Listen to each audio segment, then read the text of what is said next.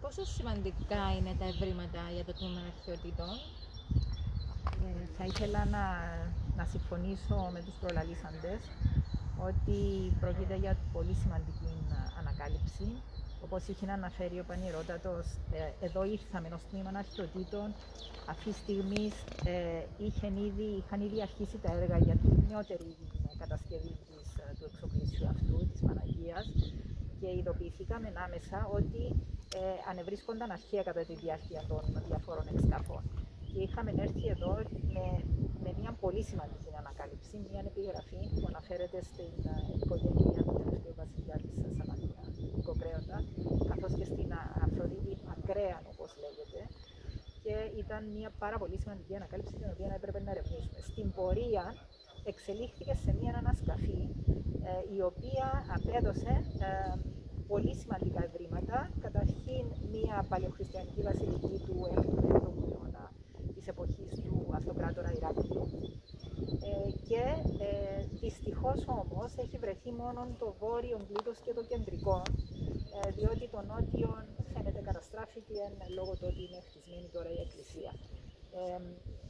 Τα ευρήματα επίσης είναι πολύ σημαντικά και από τον πλούτο των ευρημάτων φαίνεται ότι θα ήταν μια πολύ αξιόλογη παλαιοχριστιανική βασιλική, την οποία αυτή τη στιγμή έχουμε καταχώσει για προστασία, για λόγους προστασίας από τα έργα, και θα ξαναέρθει στην επιφάνεια μόλις τελειώσουν τα έργα και θα αναβαθμιστεί, θα αξιολογηθούν όλα τα ευρήματα και έχουμε σκοπό να κατασκευάσουμε έναν προστατευτικό στέγαστρο, ούτως ώστε να συνυπάρχουν, αν θέλετε, η παλαιοχριστιανική βασιλική με τη νέα αυτή εκκλησία που ανεγείρεται τώρα.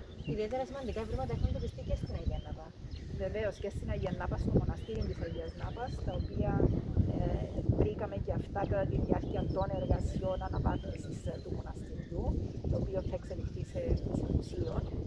Και εκεί το ίδιο θα έχουμε αναβάθμιση τους, αξιολόγηση του υλικού, έρευνα του υλικού και αξιολόγηση του, καθώς και της παρουσίασης προς το ευρύ. Ποια είναι η σημασία τους για την ιστορία μας αλλά και για τον πολιτισμό μας?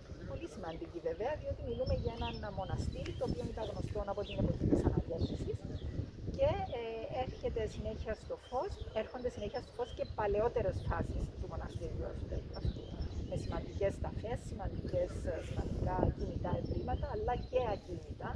Γι' αυτό είναι ακόμα ένα βοτσαλάκι σε αυτόν την ιστορία, το κύμα την ιστορία του τόπου μας. Τι μας δείχνουν μέχρι στιγμή, ότι υπήρξε ζωή πριν πόσα χρόνια στην Αγία Νάπα?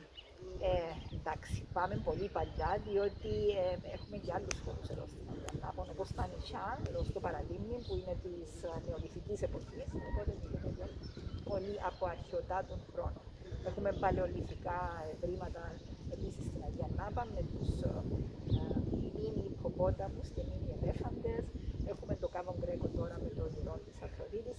Έχει πλούτον η περιοχή που δυστυχώς για χρόνια πολύ λίγα έχουν αναδειχθεί.